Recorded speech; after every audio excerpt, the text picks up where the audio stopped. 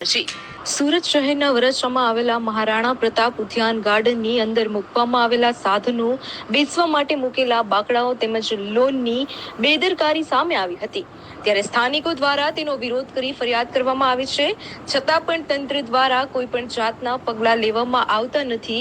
ત્યારે વાત કરીએ તો ગાર્ડનના અંદરના ભાગમાં મૂકવામાં આવેલા સાધનો માત્ર 50% જ વ્યવસ્થિત છે, બાકીના સાધનો તૂટેલી અવસ્થામાં જોવા મળે છે, જેના કારણે આ સાધનોનો ઉપયોગ કરતી વખતે લોકોને ખૂબ જ મુશ્કેલી પડે છે।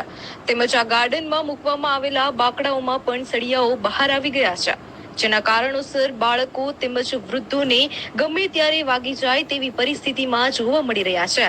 તેમજ ઘણીવાર બાળકો રમતા હોય તે દરમિયાન પણ તૂટેલા બાકડાઓના લીધે બાળકોને ઈજાગ્રસ્ત થવું પડે છે। જ્યારે વાત કરવામાં આવે તો ઉપસ્થિત તમામ લોકો દ્વારા આજરોજ મીડિયા મિત્રોને બોલાવી અને હાલની જે પરિસ્થિતિ છે તે વર્ણવી હતી। સરકાર સમક્ષ તેમજ લગતા અધિકારીઓને આ વિશે ધ્યાન દોરે તે માટે પ્રયત્નો કર્યા છે, તો આપ શ્રી લાગતા વળગતા તમામ અધિકારીઓ દ્વારા આ મુદ્દા ઉપર ધ્યાન આપો તેમજ આવનારા ટૂંક જ સમયમાં આ તમામ મુદ્દાઓનું નિરાકરણ લાવી લોકો માટે એક વ્યવસ્થિત ગાર્ડન મળે તેવી ઈચ્છા પણ વ્યક્ત કરી હતી। ત્યારે